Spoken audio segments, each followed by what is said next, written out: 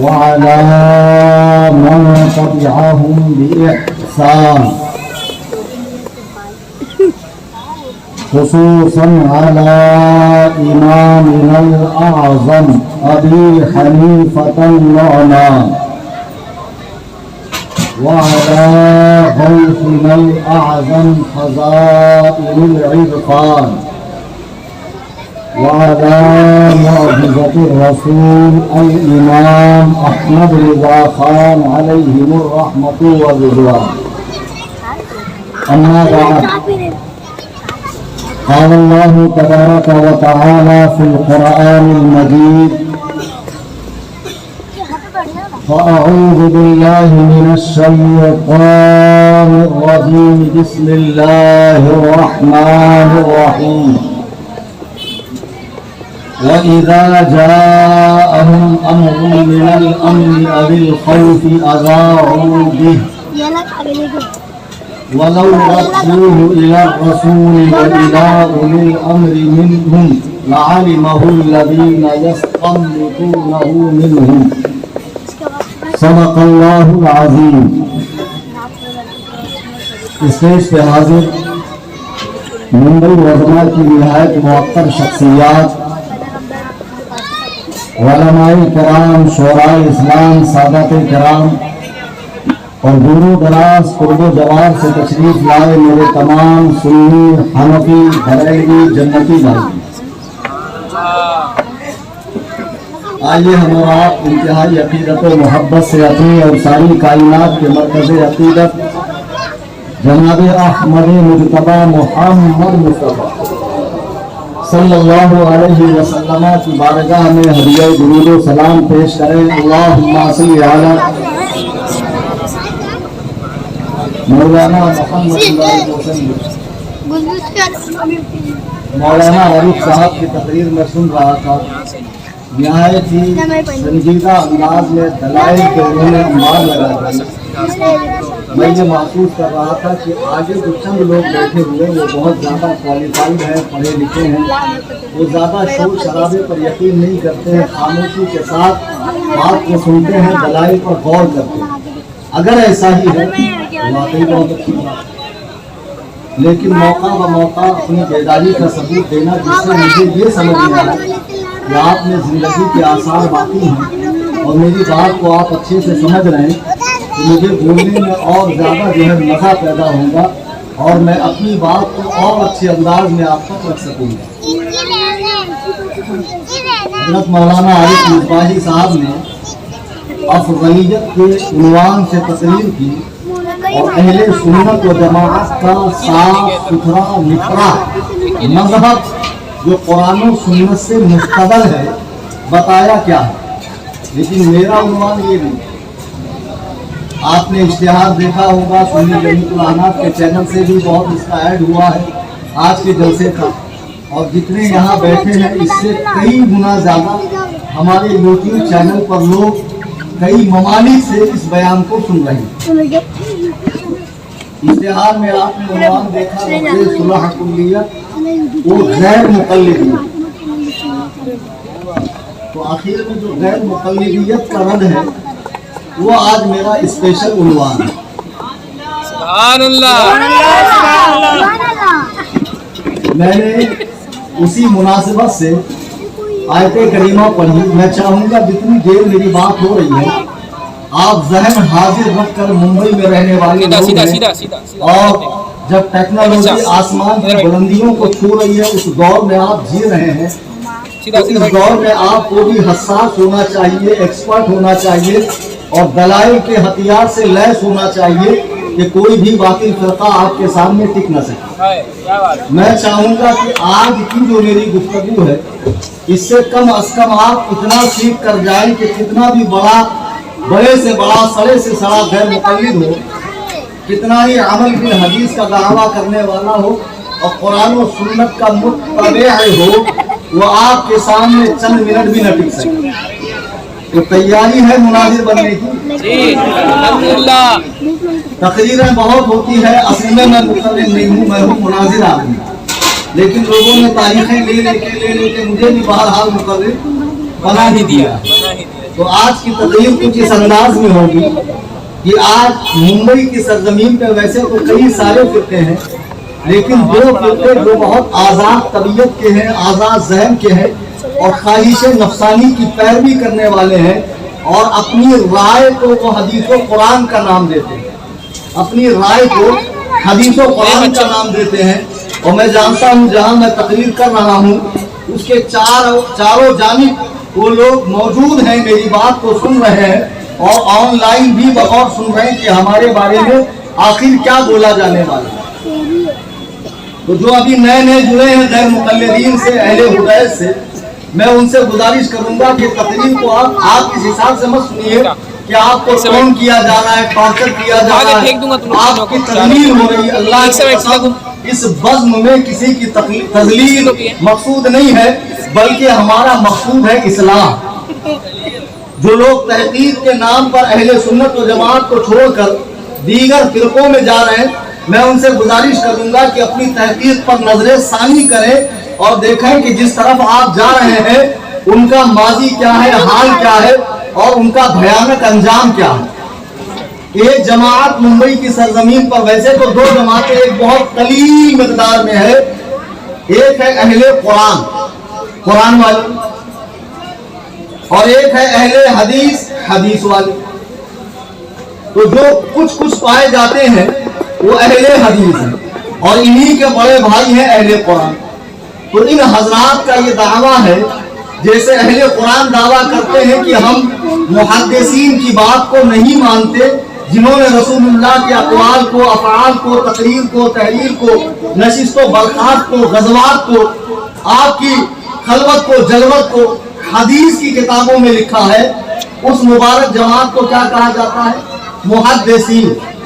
آپ کو بیچ میں بولنا ہے تبھی آپ مناظر بنیں گے۔ وہ مبارک جماعت جس نے رسول اللہ علیہ السلام کے اقوال کو ضبط تحریر میں لایا، کتابی شکل دی، اس مبارک جماعت کو محدثین کہا جاتا ہے۔ تو ہم لوگ جو 14ویں صدی میں پیدا ہوئے، نبی کے زمانے سے ہزاروں سال کے بعد آج ہمارے پاس دین کی تحقیق کا کوئی ذریعہ نہیں ہے، ہم خاموشی کے ساتھ ان بڑوں کی بات کو مان لیتے ہیں۔ پھر ایک طبقہ یہ ہوا کہ جو حدیث کو تو مان رہا ہے، محدثین کی بات کو، لیکن مجتہدین کی بات کو نہیں مانتا۔ وہ کہتا ہے جیسے اہل قرآن محدثین کی رائے کو، ان کے اقوال کی تحقیق کرتے ہیں، ویسے ہی ہم بھی مجتہدین کے اقوال کو، ان کے مسائل کو، ان کے فقہی مذہب کی تحقیق کرتے ہیں، غلط کو غلط اور صحیح کو صحیح کہتے ہیں۔ ہم لوگوں کی جماعت تحقیق والی جماعت ہے۔ آج کی نشست میں یہ دیکھنا ہے کہ اس دور میں حدیث و قرآن اور دین کی تحقیق کی گنجائش ہے؟ کیا خیال ہے؟ آج کے دور میں حدیث، قرآن اور دین کی تحقیق کی گنجائش ہے یا تحقیق مکمل ہو چکی ہے، عمل کرنا ہے؟ میں نے سورہ نساء کی آیت نمبر 83 پڑھی ہے، اور جتنے غیر مقلدین سن رہے ہیں اصلاح کی نیت سے سنیں، اس لیے کہ مقصود ہے اس بزم میں اصلاح مقاصد۔ نشتر جو لگاتا ہے وہ دشمن نہیں ہوتا۔ کیا بات ہے، سبحان اللہ۔ ڈاکٹر اگر چیر پھاڑ کرتا ہے تو بھلے کے لیے کرتا ہے، بھلے تھوڑی دیر کی تکلیف ہو رہی ہے، لیکن یہ تھوڑی دیر کی تکلیف آپ کو ہمیشہ کا آرام پہنچائے گی۔ آپ کو کہیں تکلیف ہوگی، لیکن خدا کی قسم میں تمہارا خیر خواہ ہوں، تمہارا بھلا چاہتا ہوں۔ میں نے آیت کریمہ پڑھی، آیت تو غور سے سنیں اور اسی پر پوری تقریر جتنی دیر موقع مل جائے۔ اللہ فرما رہا ہے وَإِذَا جَاءَهُمْ أَمْرٌ مِّنَ الْأَمْنِ أَوِ الْخَوْفِ أَذَاعُوا بِهِ، جب تمہارے پاس کوئی خبر آئے ڈر والی، خوشی والی، اطمینان والی، تو اس خبر کو کہاں لے کر جاؤ؟ ایک فرقہ کہتا ہم خدا کے سوا کسی کی نہیں مانیں گے، کلام اللہ کو مانیں گے، حدیث کو نہیں مانیں گے۔ حدیث محدثین نے جمع کی ہے، 300 سال بعد جمع ہوئی ہے، حدیث کو ہم نہیں مانیں گے۔ قرآن کہہ رہا وَلَوْ رَدُّوهُ إِلَى الرَّسُولِ، جب کوئی بات آئے تو رسول کے پاس لے کر جاؤ۔ سبحان اللہ۔ وَإِلَىٰ أُولِي الْأَمْرِ مِنْهُمْ، اور جو تم میں علماء ہیں، فقہاء ہیں، مجتہدین ہیں، اہل استنباط ہیں، اہل اجتہاد ہیں، ان کے پاس لے کر جاؤ۔ پھر فرمایا لَعَلِمَهُ الَّذِينَ يَسْتَنبِطُونَهُ مِنْهُمْ، تو بعد میں جو لوگ یہ قابض کرتے ہیں اور مسئلے کی صحیح تحقیق پیش کرتے ہیں، اہل استنباط، قرآن کریم نے صاف ارشاد فرما دیا کہ دین کے معاملے میں رائے دینے کا حق، تحقیق کرنے کا حق، کسی بھی مسئلے کو ثابت کرنے کا حق، یہ صرف اور صرف دو ہستیوں کے پاس۔ کتنی ہستیوں کے پاس؟ دو ہستیوں کے پاس۔ آج کچھ لوگ اپنی اوقات سے زیادہ بڑھ کر پاجامے سے باہر نکل کر یہ حق محدثین اور فقہا سے چھیننا چاہتے ہیں۔ قرآن کریم کی روشنی میں سنیے کہ دین کی تحقیق کا حق صرف اور صرف اللہ تعالیٰ نے دو ہستیوں کو دیا ہے۔ ارشاد فرمایا وَلَوْ رَدُّوهُ إِلَى الرَّسُولِ، جب کوئی خبر آئے تو رسول کے پاس لے جاؤ، وَإِلَىٰ أُولِي الْأَمْرِ مِنْهُمْ، جو تم میں امر والے ہیں، فقہا ہیں، ان کے پاس لے کر جاؤ۔ معلوم پڑا کہ اللہ تعالیٰ نے صاف فرما دیا لوگوں سے کہ جو مسئلہ جس فن کا ہو اس کے پاس رجوع کرو۔ خدا کی قسم ایمانداری سے بتاؤ، سونا اور چاندی کی تحقیق اگر مٹی کے برتن بنانے والا کرے تو آپ اسے قبول کریں گے؟ ڈاکٹری نسخہ چپل سینے والا اگر لکھ کر دینے لگے تو آپ اس کے نسخے پر عمل کرو گے؟ اگر عمارت سازی کا کام کوئی مولوی کرے تو آپ کہیں گے حضرت فتویٰ دینا آپ کا کام ہے، دین سکھانا ہے، یہ سارا اسٹیٹمنٹ دینا آپ کا کام نہیں ہے۔ معلوم پڑا کہ جو مسئلہ جیسا ہوگا اس فیلڈ کے ماہرین سے رجوع کیا جائے گا۔ ایسے ہی قرآن نے بتایا مسئلہ اگر دین کا ہو تو اہل اجتہاد سے، فقہا سے، ان سے رجوع کرو، نہ اہلوں کے پاس مت جاؤ۔ روزے پاک پڑھیں اللہم صلی اللہ علیہ وسلم۔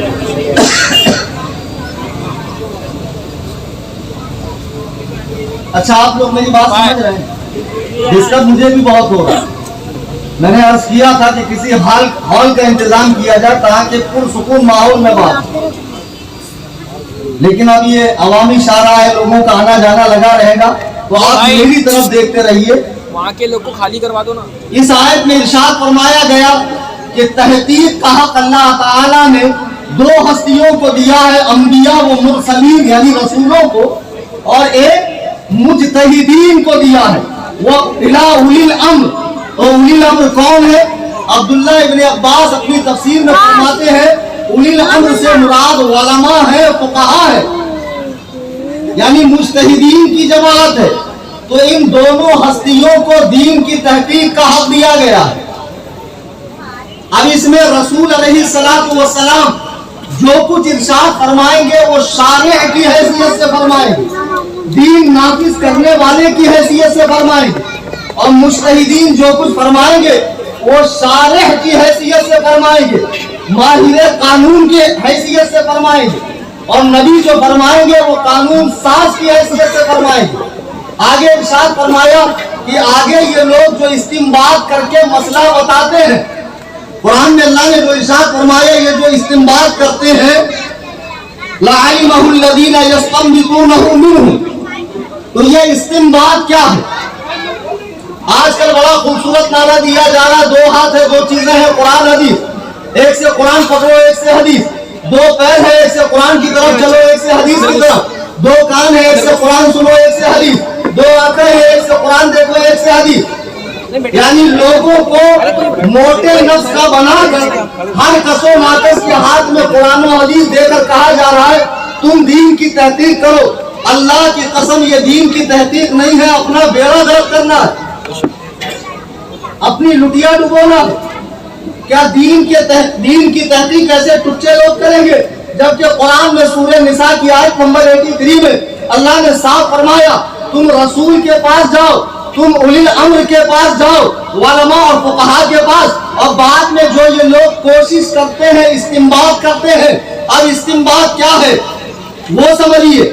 استنباط کہتے ہیں جب سے اللہ تعالیٰ نے زمین کو پیدا فرمایا ہے، اس زمین کی تہوں میں اللہ نے پانی رکھا ہے، پیٹرول رکھا ہے، ڈیزل رکھا ہے، گیس رکھا ہے، یہ سب زمین کے اوپر نہیں ہے، زمین کی تہوں میں۔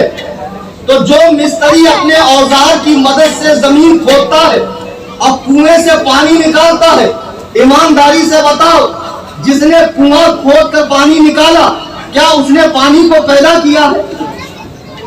نہیں.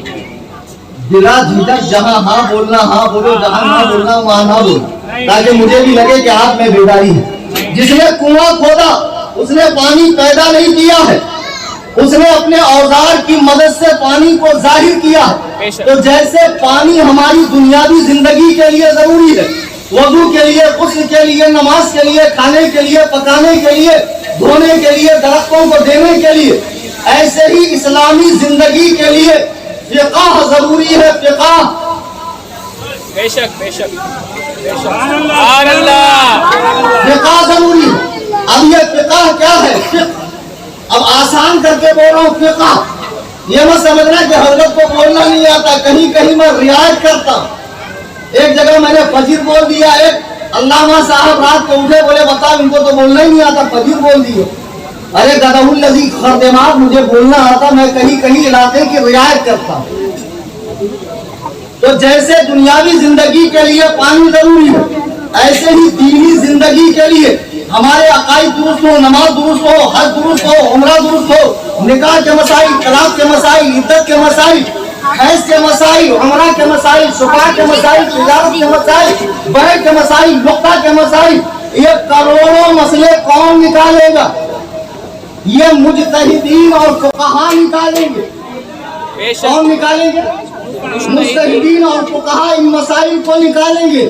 تو یہ قرآن و حدیث کی زمین کی گہرائی میں جاتے ہیں اور وہاں سے مسئلہ نکال کر لے کر آتے ہیں یہ لوگ. تو خدا کی قسم جو یہ قرآن و حدیث کی گہرائی میں جا کر مسئلہ لے کر آئے ہیں، انہوں نے مسئلے کو پیدا نہیں کیا ہے بلکہ انہوں نے چھپے ہوئے مسئلے کو ظاہر کیا. بے شک.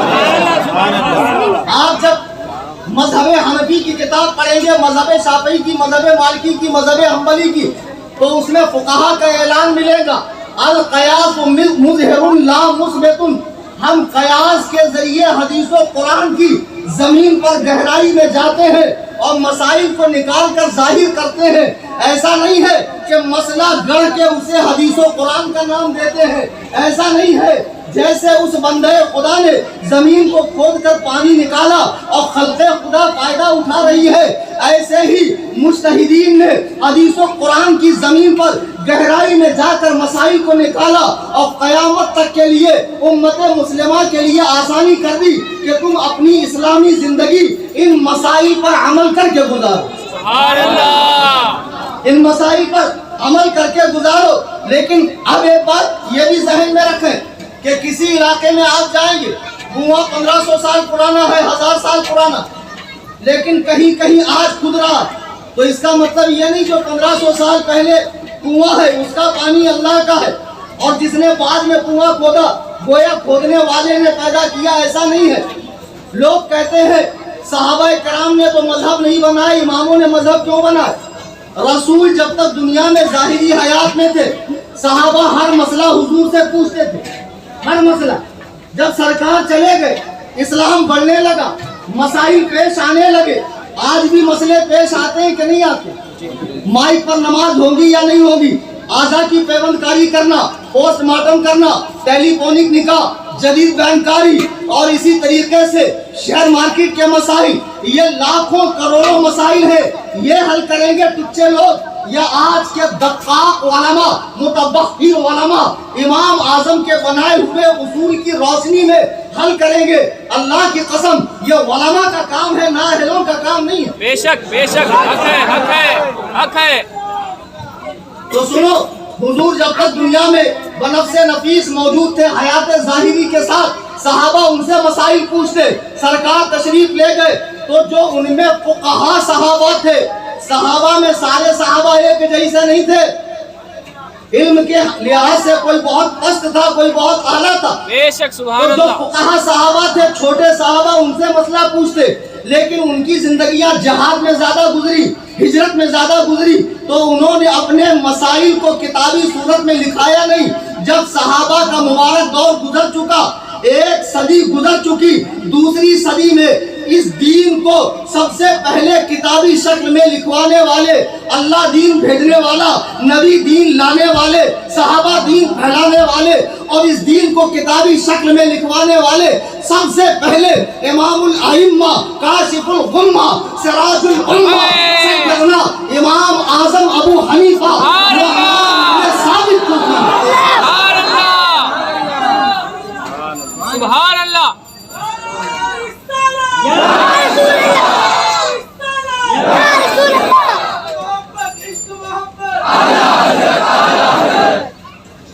تو آپ سمجھ گئے، قرآن نے کہا جب کوئی مسئلہ پیش آئے رسول کے پاس جاؤ، اہل استنباط کے پاس، مجتہدین کے پاس جاؤ۔ اسی لیے وَرَدُّوهُ إِلَى الرَّسُولِ وَإِلَىٰ أُولِي الْأَمْرِ مِنْهُمْ، قرآن کا ارشاد ہے کہ نہیں ہے کہ فقہا کے پاس جاؤ؟ تو ہم فقہا کے پاس گئے، فقہا نے کیا کیا؟ استنباط کیا۔ قرآن نے اس کو استنباط سے مثال دے کر سمجھایا، جیسے کوئی شخص زمین کھود کر پانی نکالتا ہے تو اوزاروں کی مدد سے پانی نکالتا ہے، فقہا ایسے ہی فقہی اصول کی بنیاد پر نئے نئے مسئلوں کو حدیث و قرآن کی گہرائی میں جا کر لے کر آتے ہیں اور امت کو بتاتے ہیں۔ تو پھر اس کا نام ہو گیا حنفی مذہب، اس کا نام ہو گیا شافعی مذہب، اس کا نام ہو گیا مالکی مذہب، اس کا نام ہو گیا حنبلی مذہب۔ اب یہ 4 کنویں بچے ہیں، 4 کنویں بچے ہیں۔ اب کوئی کہے بھائی جوہو گلی کے اندر جو کنواں ہے وہ سید عیسیٰ نے کھودا ہے، مت پینا، اس لیے کہ اس کا نام عیسیٰ کے نام پر ہے، اس کے اندر کا پانی اس نے پیدا کیا ہے، جو پیے گا وہ مشرک ہوگا۔ لوگ کہیں گے ابھی عقل سے پینڈل، اس نے صرف کھودا ہے، پیدا رب نے کیا ہے۔ ایسے ہی لوگ کہتے ہیں حنفی مذہب پہ عمل مت کرنا، ابو حنیفہ نے گھر سے مسئلے بتائے ہیں۔ ابے گدھو، اس کنویں کا نام صرف فقہ حنفی ہے، مذہب حنفی ہے، اس میں مسئلے جتنے ہیں وہ سب حدیث و قرآن سے، وہ سب حدیث و قرآن سے یہ مسائل بیان کیے گئے۔ بے شک اس کا نام صرف تعارف کے لیے، پہچان کے لیے رکھا گیا کہ یہ ان کا مذہب ہے۔ اب کوئی کہے صاحب اچھا ٹھیک ہے، پوری زندگی ایک ہی کنویں کا پانی پینا شرک ہے، تقلیدیں شخصی ہو جائیں گی، ایک ہی مذہب پہ عمل مت کرو، دوسرے مذہب پر بھی عمل کرو۔ یعنی فجر اگر جوہو گلی میں کر رہا ہے فجر کا وضو، تو ظہر کا وضو کرلا میں کرے، مغرب کا وضو بھنڈی بازار میں کرے۔ ابے بے وقوف، جو آسانی سے اویلیبل ہو، ہم پوری زندگی اسی کنویں سے پانی پیئیں گے اور اسی دینی کنویں سے اپنی علمی پیاس بجھا کر اپنے مسائل کو حل کریں گے۔ اس میں شرک والی بات کیا ہے؟ بے شک اب دنیا میں تم پائے نہیں جاتے ہو، پورے بمبئی میں اگر کاؤنٹ کریں گے آپ تو میرے خیال سے 50 مسجدیں بھی ان کی نہیں ہوں گی۔ بمبئی میں اگر 100% مسلمان ہیں تو 80% حنفی ہے، 10% میں سینہ ٹھوکنے والے جن کے دلوں میں صحابہ کا بغض ہے، 9% شافعی ہے، 1% میں اہل قرآن اہل حدیث ہے۔ تو ظاہر سی بات ہے جہاں سے ہماری دینی ضرورتیں پوری ہو رہی ہے ہم وہیں سے اپنے مسئلے حل کریں گے۔ اب اچھے سے آپ سمجھ لیں کہ اللہ نے تحقیق کا حق دین کے معاملے میں آج یہ بیان اس لیے کرنا پڑ رہا ہے کہ ایک شخص 10x10 کے کمرے میں بیٹھ کر 14 صدیاں گزرنے کے بعد اردو کی چند کتابیں رکھ کر بتاتا ہے کہ میں دین کی تحقیق کر رہا ہوں۔ کام تو اس کا یہ تھا موہری کی پائپ لائن صحیح کرنا، گٹر کی پائپ لائن صحیح کرنا، پھنسا ہوا گٹر صاف کرنا۔ پلمبر کا کام کیا ہوتا ہے؟ لیکن اب پلمبر، انجینئر، ڈاکٹر، یہی لوگ دین کی تحقیق کر رہے ہیں اور لوگ ان کی بات مان رہے۔ نہیں، اللہ نے دین میں تحقیق کا حق رسول کو دیا ہے اور اس کی امت میں، رسول کی امت میں مجتہدین اور فقہا کو دیا، سبحان اللہ۔ ایسے کو نہیں دیا۔ اچھا، رسول وہ ذات کہ جس کی ہر بات وحی الہی ہوتی ہے، جس کی تربیت وحی الہی کی روشنی میں ہوتی ہے، وہ قانون ساز بھی ہے، وہ شارع بھی ہے، وہ دین بنانے والا بھی ہے۔ قرآن نے کہا ما آتاکم الرسول فخذوہ وما نہاکم عنہ فانتہوا، رسول جو تمہیں دے دیں وہ لے لو اور جس بات سے روکے اس سے رک جاؤ۔ تو اس آیت سے قرآن کے بعد نبی کی بات حدیث کا حجت ہونا ثابت ہو گیا۔ لیکن شیطان نے اللہ سے کہا تھا کہ میں تیرے بندوں کو دین پر قائم نہیں رہنے دوں گا، بھڑکاؤں گا۔ تو شیطان نے آ کر لوگوں کو بھڑکایا، تم نبی کی حدیث کو مان رہے، یہ تو اللہ کے ساتھ شرک ہے. نبی مخلوق ہے, مخلوق کی بات ماننا یہ اللہ کی ذات میں شرک ہے. نبی کا کام تھا لا کر دینا. نبی کا کام اتنا جتنا ڈاکیے کا کام ہے, جتنی چٹھی رسا کا کام ہے. ہاں, یہ اہل قرآن فرقے کی بولی ہے, اور آج اس فرقے کے لوگ بھی انٹرنیٹ پر موجود ہیں. نبی کا کام ڈاکیے کا ہے, لا کر دینا. اب ہمارا کام ہے سمجھنا, پڑھنا, عمل کرنا. اب نبی کی بات کو کن لوگوں نے لکھا؟ محدثین نے لکھا. حضور علیہ السلام کی بات کو محدثین نے لکھا حدیث کے اندر. تو یہ لوگ محدثین کی بات نہیں مانتے.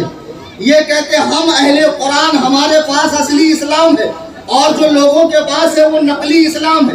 یعنی مسلمانوں کے ساتھ ساتھ یہ نبی والا اسلام بھی نقلی اسلام بتاتے ہیں. عجیب بات ہے, پیدا انگریز کے دور میں ہوئے اور قرآن کے مالک بن بیٹھے. قرآن کے مالک بن بیٹھے. معاذ اللہ رب العالمین. حدیث کو چھوڑ کر قرآن پہ عمل ہو سکتا ہے؟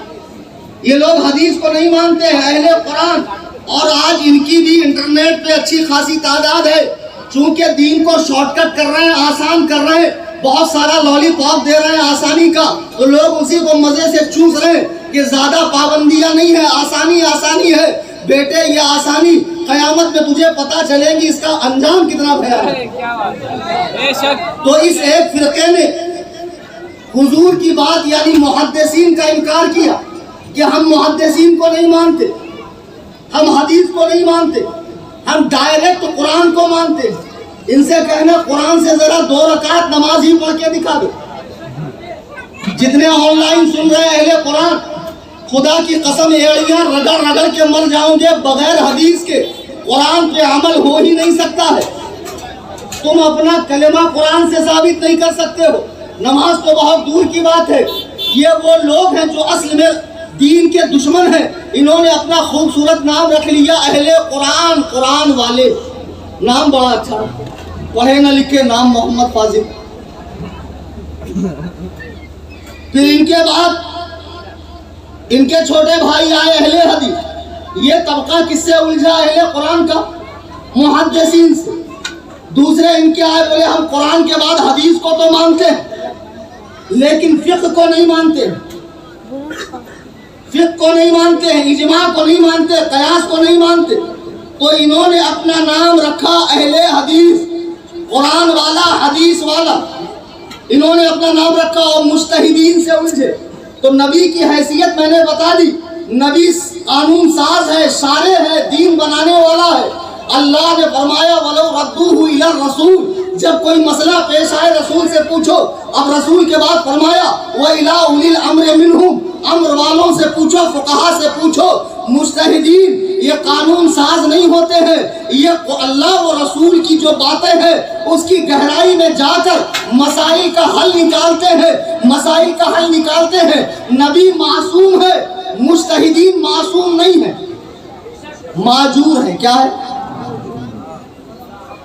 باؤنس تو نہیں جا رہا, میں سمجھ رہا ہوں یاد کر لوں گے تو بہت ساروں کو آپ پٹخنی دے دوں گے. نبی دین کے معاملے میں ہر مسئلے میں معصوم ہے, ایک لمحے کے لیے اس سے خطا نہیں ہوتی. لیکن قرآن نے اس کے بعد جن کو تحقیق کا حق دیا ہے وہ طبقہ معجور ہے, مطعون نہیں ہے, ان پر طعن نہیں کیا جائے گا. معجور یعنی اگر انہوں نے کوئی مسئلہ بیان کیا اور وہ مسئلہ غلط نکل گیا تب بھی انہیں ایک نیکی. کس بات کی ایک نیکی؟ کوشش کرنی. کس بات کی؟ کوشش کرنے کی, تب بھی انہیں ایک نیکی ملے گی.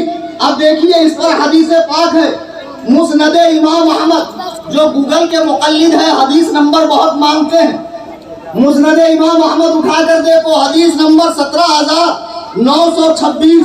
اللہ کے نبی فرماتے ہیں, حضور فرماتے اذا حکم الحاکم فاجتہد فاصاب فلہ اجران.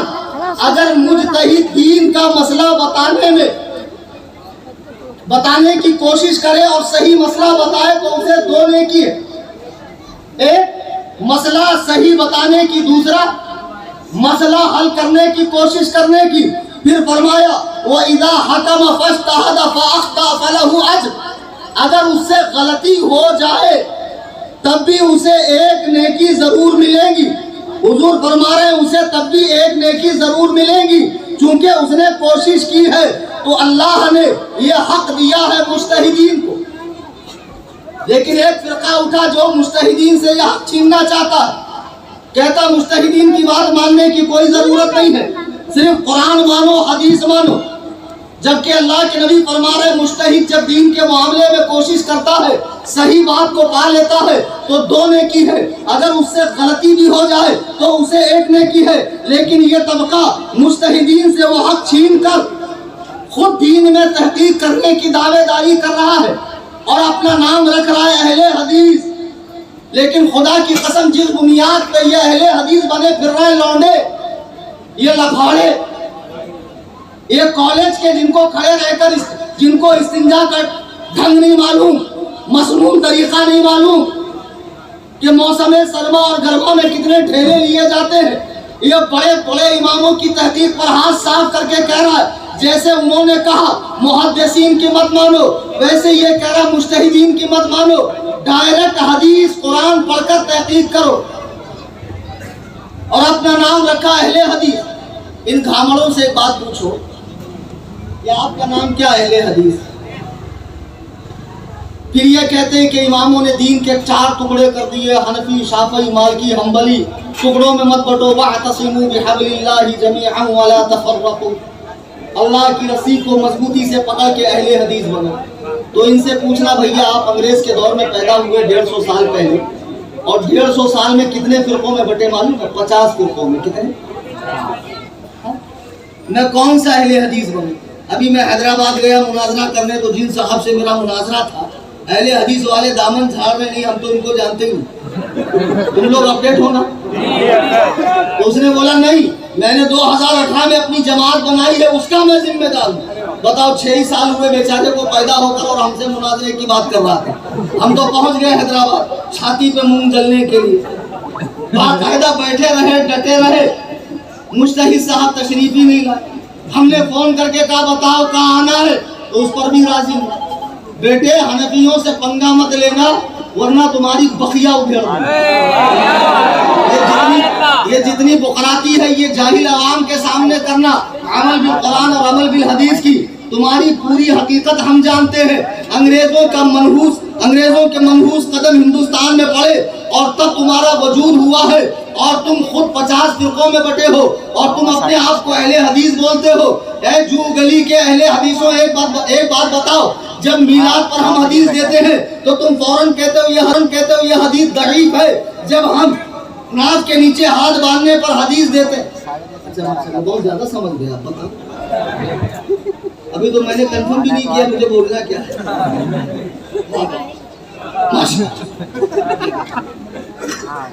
असल में ये मुकर्रिर को जोश दिला, वरना समझे तो ये भी नहीं मैं आगे क्या बोलने वाला। तो मैं आज ये कर रहा था कि जो अहले हदीस बने फिर रहे, आज जब इनको नाक के नीचे की हदीस दिखाओ तो क्या बोलेंगे? दईफ है। आप इमाम के पीछे खामोशी से कुरान सुनने की हदीस दिखाओ, बोलेंगे सही नहीं है, हसन है। इनसे कहो अच्छा हदीस की किस्में होती है, बोलेंगे जी हाँ हदीस की बिल्कुल किस्में होती है, बिना किस्मों की हदीस थोड़ी होती है।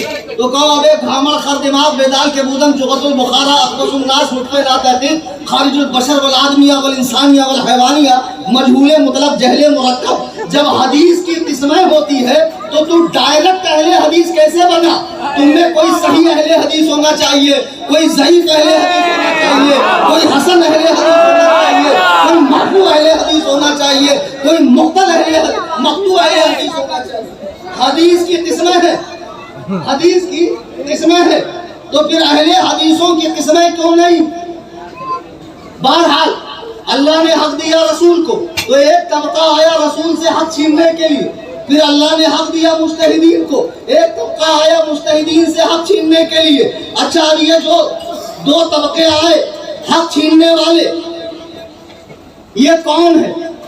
सही बुखारी हदीस नोट कर लो 59 नंबर, और जो नंबर मैं बता रहा हूँ वो इस्लाम 360 जहां से ये बेचारे दीन सीखते हैं, गूगल के मुकल्लिद। اگر 8-10 دن کے لیے انٹرنیٹ سروس بند ہو جائے گی تو سارے بمبئی کے غیر مقلد یتیم ہو جائیں گے. ان کا جو کچھ بھی ہے وہ سارا انٹرنیٹ کے اوپر ٹکا ہوا. ان کا جو کچھ ہے وہ سارا کے سارا انٹرنیٹ پر ٹکا ہوا ہے. اللہ کے نبی علیہ السلام سے ایک صحابی نے پوچھا اے اللہ کے رسول قیامت کب آئیں گی؟ بخاری شریف حدیث نمبر 59. ایک صحابی نے پوچھا اللہ کے رسول قیامت کب آئیں گی؟ تو حضور نے فرمایا جب امانتوں کو ضائع کر دیا جائے. تو اس نے کہا یا رسول اللہ امانتوں کے ضائع ہونے کا مطلب کیا ہے؟ سنو آمنہ کے لال ارشاد فرما رہے ہیں اذا وسد الامر الى غیر اہلہ فانتظر الساعہ. جب کوئی کام جو اچھا ہو نااہل کرنے لگے تو قیامت قریب ہے.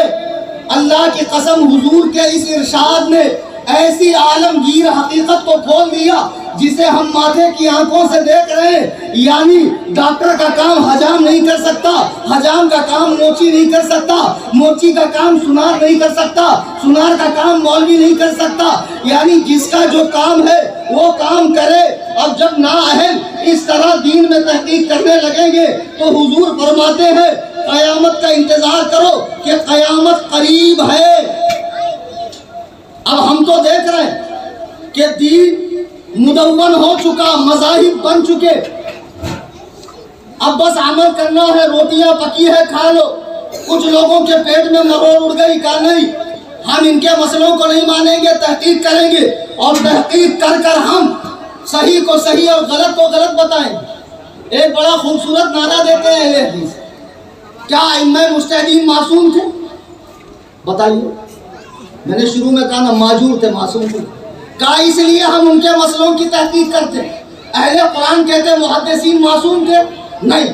اس لیے ہم ان کے مسئلوں کی تحقیق کرتے ہیں, اس لیے کہ وہ معصوم نہیں تھے.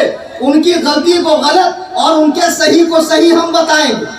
بات تو 16 آنے صحیح ہے کہ محدثین بھی معصوم نہیں اور مجتہدین بھی معصوم نہیں, لیکن بات ادھوری ہے.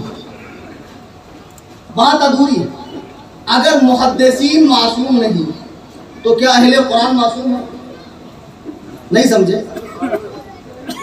اگر مجتہدین امام اعظم ابو حنیفہ معصوم نہیں تو کیا یہ بمبئی کا لونڈا لبھاڑا جس کو اردو تک لکھنی نہیں آتی ہے, میرے گھر کے وائی فائی میں لکھا تھا سنی لائن پڑھ رہا جدہ الذی سنی لے ہوں, بتاؤ جس کو پڑھنا نہیں آتا ہے یہ بے وقوف وہ 1400 سال پرانی ہستیوں سے لڑ رہا ہے, کہتا وہ معصوم نہیں. ابے وہ معصوم نہیں ہے تو تو کون سا معصوم ہے؟ لڑائی معصوم غیر معصوم کی نہیں ہے. اچھے سے سمجھو, لڑائی معصوم غیر معصوم کی نہیں ہے. ایسا نہیں ہے کہ ابو حنیفہ معصوم نہیں اور اہل حدیث معصوم ہے, نہیں. دونوں معصوم نہیں ہے. لڑائی ہے اہل اور نااہل کی. کس کی لڑائی؟ اللہ کی قسم محدثین اپنے فن میں پوری امت کا اجماع ہے, علم حدیث میں محدثین اہل ہیں.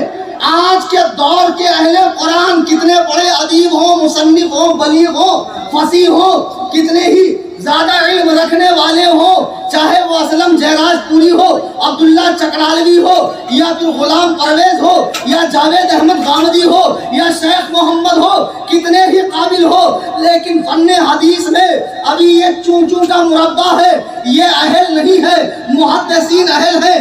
ایسے ہی مجتہدین اگرچہ معصوم نہیں ہے لیکن وہ اہل ہیں. آج کے دور میں کتنا ہی بڑا اہل حدیث عالم ہو, چاہے عرب دنیا میں شیخ یوسف القرضاوی ہو, یا ناصر الدین البانی ہو, یا شیخ صالح الفوزان ہو, یا عبداللہ ابن باز ہو, یا شیخ عثیمین ہو, یا ہندوستان کی سرزمین پر میاں نذیر حسین دہلوی ہو, حسین بٹالوی ہو, وحید الزماں ہو, نواب صدیق حسن خان بھوپالی ہو, یہ اہل حدیث عالم کتنے ہی بڑے ہو لیکن مجتہدین کے دروازے کے باہر کچرا چننے والوں کی بھی ان کی حیثیت نہیں ہے.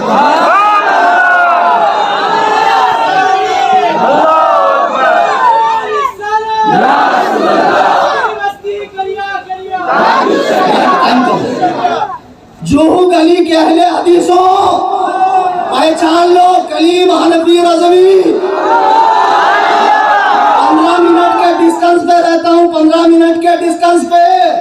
जाने के बाद मुनाजरा आए तो बुला लेना। Most welcome for. नारे मत लगा भाई, टाइम बहुत कम है। खुदा की कसम, अब ये जो नाअहल कोशिश कर रहे हैं दीन में तहकीक की, अल्लाह के नबी फरमाते हैं, हुजूर का इरशाद है तिरमिज़ी शरीफ में कि जिस शख्स ने कुरान में अपनी राय लगाई वो अपना ठिकाना दोज़ख बना ले। फिर हुजूर ने फरमाया जिसने कुरान में अपनी राय लगाई अगर वो दुरुस्त बात को पा भी लेगा, नाअहल है तो दुरुस्त बात को पा लेगा तब भी वो गुनहगार है। अगर मुजतहिद से खता हो जाए तब भी उसे सवाब। 4 मजहब हैं, सबके तरीके अलग अलग हैं, चारों मुजतहिद मुतलक हैं, चारों के मुकल्लिदीन को उनके मजहब पर अमल करने का सवाब मिलेगा। आज के दौर में दीन की तहकीक नहीं हो सकती है। जो ये नाअहलों का गिरोह दीन की तहकीक के नाम पर गंदगी करता फिर रहा है, खुदा की कसम ये गंदगी बर्दाश्त नहीं है।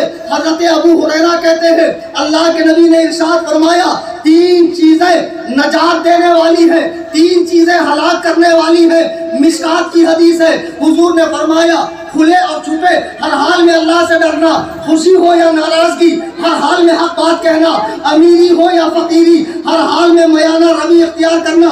फिर हुजूर ने फरमाया 3 चीजें बर्बाद करने वाली है। एक, अपनी ख्वाहिश नफ्स पर चलना, अपनी ख्वाहिश नफ्स पे चलना, कंजूसी करना और अपनी राय पर इतराना, और सबसे ज्यादा खतरनाक अपनी राय पे इतराना। बताओ यार, अच्छा खासा सुन्नी था, यहाँ पान पट्टी पर बैठ के लोगों को पान खिलाता था, पूछ के चूना लगाता था, कितना लगा। सऊदी जाकर बहुत बड़ा मैदान बन गया, ये झापक हुआ था, ये माथे पर शामी कबाब, वहाँ से तशरीफ लाया इतने बड़े बेजुल के साथ, हमने सऊदीया में नहीं देखा। अच्छा, तो सऊदीया 1,24,000 कमोबेश नबी में से किसी नबी का नाम है कि अल्लाह की जानिब से उतरी हुई किसी किताब का नाम है, या चारों मज़ाहिब में से किसी मजहब का नाम है? क्या है वे सऊदीया? हमने सऊदीया में नहीं देखा। और ये घामड़ तहकीक कर रहा है कि अबू हनीफा ने फला मसला ऐसा बताया, फला मसला ऐसा बताया। जो गली के गैर मुक़ल्लिदों, एक मुनाजरा हो ही जाए, एनी टाइम तैयारी रहता हूँ मैं मुनाजरे के लिए। इतना ज़्यादा मुनाजरा आता कभी कभी और सोचता हूँ यार जल्दी निकल जाए तो अच्छा। निकलता ही नहीं, लोग आते ही नहीं, बुला लेते। बिजनेस क्लास का टिकट लेके हैदराबाद में पहुंचा, आप लोगों ने देखा ना यूट्यूब पर वीडियो, कितना मन था मेरा मुनाजरा करने का, पता है कम वक्त मारा आया ही दरिंदरे आजम। बहरहाल तो आप देखो नबी अलैहिस्सलातु वस्सलाम, कुरान करीम ने साफ फरमाया दीन में तहकीक रसूल को, और रसूल की उम्मत में किसको? मुजतहिदीन को। और मुजतहिदीन ने जो उसूल बताए हैं क़यामत तक उनके मजहब के बड़े उलमा उनके उसूलों की रोशनी में मसला हल करेंगे। तो हकीकत में ये मसला उन्हीं का बताया हुआ, अच्छे से समझ गए। अब लोग कहते हैं आप तो अंधी तकलीद कर रहे हैं, अबू हनीफा से बाहर ही नहीं निकलते। अबे गधे, हम अंधे हैं इसलिए तकलीद कर रहे हैं, हम अंधे, लेकिन हमारा जो ड्राइवर है बस का वो आग वाला, हर खाई से, हर खड्डे से, हर खतरे से बचाकर मंजिले मकसूद तक ले जाता है। और जिनकी तुम तकलीफ कर रहे हो वो ड्राइवर भी अंधा, तुम भी अंधे, और तुम सबका ठिकाना जहन्नम से एक स्टॉप पहले। अच्छा, आज एक मसला हल करके मैं उठूंगा इंशाल्लाह, बड़ा मजा आएगा। बातें तो बहुत करनी थी लेकिन उतने वक्त में इजाजत गुंजाइश नहीं है, वक्त उतनी इजाजत नहीं दे रहा है। आजकल खैर मुक़ल्लिदीन रफ़ा यदैन के मसले में हाथ उठाने में, रुकू में जाते, रुकू से उठते और तीसरी रकात को बहुत हल्ला मचाते। शेख अब्दुल कादिर जिलानी रफ़ा यदैन करते थे, करते होंगे तो क्या हुआ? शेख अब्दुल कादिर जिलानी गौस पाक रफ़ा यदैन करते थे तो करते होंगे, वो हम्बली, हम उनके मुरीद हैं, मुक़ल्लिद नहीं। हम उनके कौन है? मुक़ल्लिद नहीं है। हमारे इमाम शरीयत इमाम आज़म जो हमसे भी 500 साल पहले के, हमने अबू हनीफा को इमाम शरीयत बनाया है। अब बहुत हल्ला होता है कि रफ़ा यदैन पर इतनी हदीसें हैं, 400 हदीसें, 1200 हदीसें, 1300 हदीसें। میرا اعلان سن لو، مولانا عارف مصباحی کی موجودگی میں اور دیگر مفتی عرفان سبحانی، مولانا توکل اور بھی علماء کی موجودگی میں رفع یدین کرنے کی ایک بھی ایسی حدیث نہیں ہے جس میں اضطراب نہ ہو، ایک بھی حدیث نہیں۔ اگر غیر مقلد ایک حدیث لا کر دے رفع یدین کی جو صحیح صریح مرفوع اور غیر معارض ہو، اللہ کی قسم اس کے وزن کے برابر میں اسے سعودی ریال دوں گا، اور ٹائم قیامت کی صبح تک ہے۔ میں نہیں رہا کسی حنفی عالم کے پاس لے کر آنا رفع یدین منسوخ ہے۔ آئیے قرآن کریم 18واں پارہ نوٹ کر لو، سورہ مومنون کی آیت نمبر 1-2، قد افلح المؤمنون الذین هم فی صلاتهم خاشعون۔ اللہ فرما رہا ہے کہ کامیابی کو پہنچے وہ مومنین جو اپنی نمازوں میں خشوع اختیار کرتے ہیں۔ اس آیت کی تفسیر حضرت عبداللہ ابن عباس جو حضور کی زوجہ حضرت میمونہ کے بھانجے ہیں، ایک مرتبہ سرکار گھر سے باہر نکلے، دیکھا پانی رکھا ہے وضو کے لیے، پوچھا کس نے رکھا؟ ام المومنین حضرت میمونہ نے کہا میرے بھانجے ابن عباس نے رکھا۔ اللہ کے نبی نے دعا دی، اللہم فقہہ فی الدین وعلمہ التاویل، اے اللہ ابن عباس کو قرآن کا علم عطا فرما، دین کی سمجھ عطا فرما اور تفسیر کا علم عطا فرما۔ بتاؤ نبی کی دعا رد ہو سکتی ہے؟ نہیں ہو سکتی۔ سرکار نے ابن عباس کو دعا دی۔ ابن عباس کا لقب ہے حبر الامہ، ترجمان القرآن، قرآن کی تفسیر انہوں نے لکھی ہے، تفسیر ابن عباس جس کا صفحہ 212 ہے۔ وہ اس آیت کے بارے میں لکھتے ہیں مخبتون متواضعون لا یلتفتون یمینا ولا شمالا ولا یرفعون ایدیہم فی الصلاۃ، کہ خاشعون سے مراد وہ ہے یہ ہے کہ لوگ ہلے نہیں ڈلے نہیں، لوگ چی بچی نہ ہو اور نماز میں رفع یدین نہ کریں۔ یہ لوگ قرآن کی تفسیر سے ثابت۔ حضرت امام حسن بصری رحمہ اللہ حضرت علی کے صحابی ہیں، صحبت میں رہنے والے اور افضل التابعین ان کا لقب ہے۔ تفسیر سمرقندی جلد 2 صفحہ 208 پر فرماتے ہیں خاشعون الذین لا یرفعون ایدیہم فی الصلاۃ الا فی التکبیرۃ الاولی۔ یہ آیت میں جو فرمایا گیا خاشعون، اس سے مراد وہ ہے جو نماز میں پہلی تکبیر کے علاوہ رفع یدین نہیں کرتے۔ رفع یدین 2 ہیں، کتنے؟ ایک مسلم ایک متنازع۔ مسلم یعنی جب نماز شروع کرتے ہیں تو حنفی ہو، شافعی ہو، مالکی ہو، حنبلی ہو، شیعہ ہو، اہل حدیث ہو، دیوبندی ہو، بریلوی ہو، تمام کے نزدیک پہلا رفع یدین یہی سنت ہے۔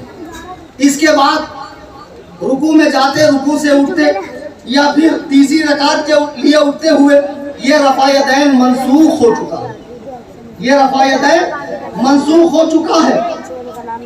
اب اس کے حوالے سے آپ دلائل دیکھیں۔ بخاری کا بہت نام لیتے ہیں بھائی لوگ، یہ اور بات ہے کہ ان کو بخاری کا پورا نام نہیں آتا۔ حدیث نمبر 828 لے لو۔ حضرت ابو حمید ساعدی ایک صحابی ہیں، کہتے ہیں صحابہ کرام بیٹھے ہوئے تھے، حضور کی نماز کا ذکر ہوا تو میں نے کہا میں تم سب میں سب سے زیادہ حضور کی نماز جانتا ہوں۔ حدیث نمبر 828، صحابی ابو حمید ساعدی کھڑے ہوئے کہ حضور کو میں نے کس طرح نماز پڑھتے دیکھا، تو فرماتے ہیں آپ کھڑے ہوئے، کہا دیکھو حضور نے اللہ اکبر کہہ کر ہاتھ باندھا، کندھے تک ہاتھ کر کے اللہ اکبر کہہ کر ہاتھ باندھا، پھر آپ جب رکوع میں گئے تو آپ نے گھٹنے کو پوری مضبوطی سے پکڑا، پھر جب آپ کھڑے ہوئے تو آپ کے جوڑ سیدھے ہو گئے، پھر سجدے میں جانے کے بعد ہاتھ کو اپنی حالت پر رکھا، پھر پہلے قاعدہ میں الٹے پیر پر بیٹھ کر سیدھے پیر کو کھڑا کیا اور پیر کی انگلی قبلے کی طرف کی، اور آخری قاعدے میں الٹے پیر کو آگے کر کے سرین کے بل بیٹھ گئے۔ دیکھو حضرت ابو حمید ساعدی نے حضور کی پوری نماز پڑھ کر بتا دی۔ رفع یدین کب کیا نہیں بتایا ہے بخاری کے اندر۔ او بخاری والوں، بہت بخاری کی دھوم لیتے ہو۔ اب اور آئیے، ابو داؤد شریف سیاہ ستہ میں سے ایک کتاب ہے، حضرت بایا خاشعون، اس سے مراد وہ ہے جو نماز میں پہلی تکبیر کے علاوہ رفع یدین نہیں کرتے۔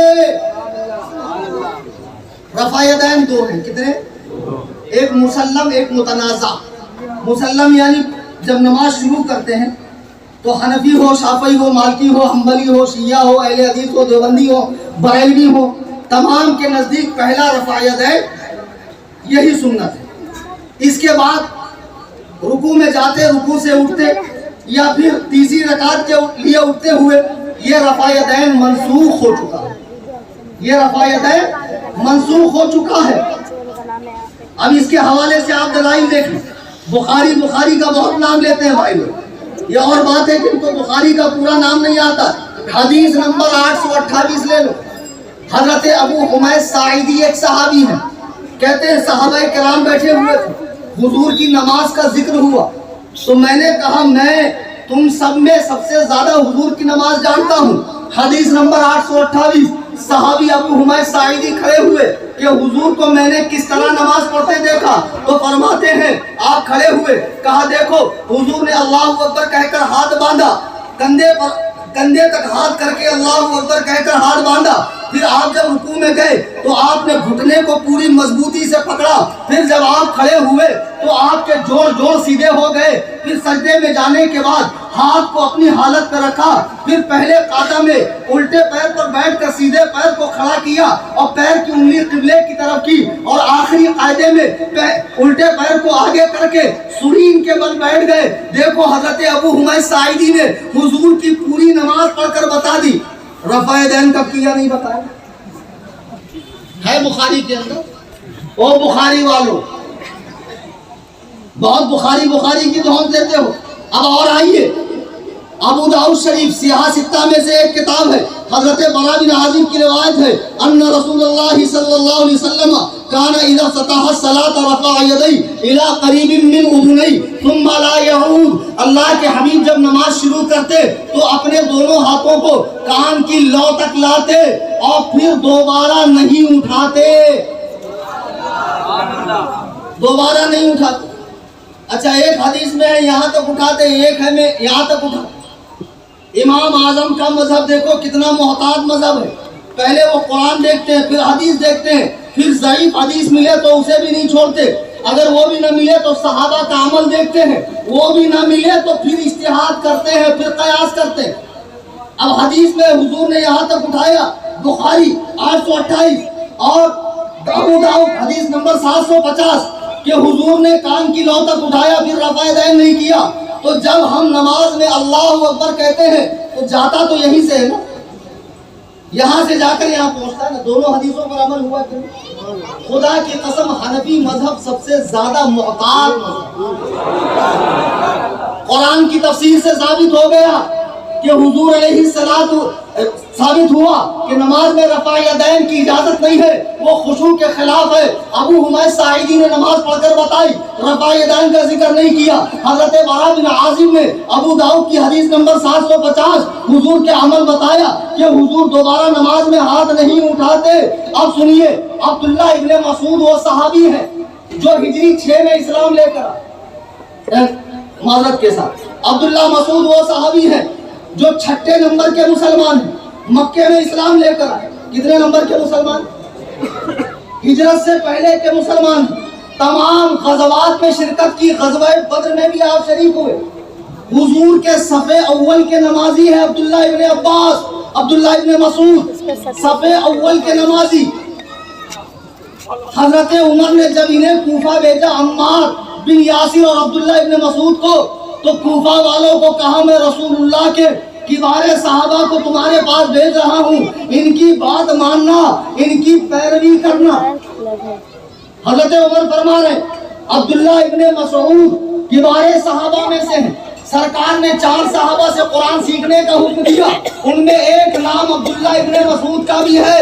اب آئیے ترمذی شریف حدیث نمبر 257، حضرت عبداللہ ابن عباس فرماتے ہیں، حضرت عبداللہ ابن مسعود فرماتے ہیں الا اصلی بکم صلاۃ رسول اللہ صلی اللہ علیہ وسلم، کیا میں تمہیں حضور کی طرح نماز پڑھ کر نہ بتاؤں جس طرح حضور پڑھتے تھے؟ پھر فصلی فلم یرفع یدیہ الا فی اول مرہ، کہ آپ نے نماز شروع کی اور ایک ہی مرتبہ ہاتھ اٹھایا۔ بار بار ہاتھ اٹھانے والوں، نماز کی حالت میں بار بار ہاتھ اٹھانے والوں، تم کہتے ہو حنفیوں کے پاس دلیل نہیں ہے، दलील बेचारे ये स्टोर चलाने वाले से, वो भटिया खाना चलाने वाले से पूछेगा तो कैसे मिलेंगी? जो शेखुल हदीस साहब है उनके पास आएंगे तब न मिलेंगी। दलील कहाँ ढूंढता? एक गदहुल लदी हमको फोन करके पूछ रहा है, बोले मौलाना क्या हुजूर ने रफ़ा यदैन से मना किया? तो मैंने कहा क्या हुजूर ने रफ़ा यदैन करने का हुक्म दिया? सवाल देखो और जवाब देखो। मुझसे पूछा क्या हुजूर ने रफ़ा यदैन से मना किया? तो मैंने कहा क्या हुजूर ने रफ़ा यदैन करने का हुक्म दिया? बोलता नहीं किया तो है ना। तो मैंने कहा किया तो है ना का जवाब है छोड़ा तो है ना। किया तो है ना का जवाब क्या होगा? लेकिन हुजूर ने मना भी फरमाया। ये तो अब्दुल्ला इब्ने अब्बास है।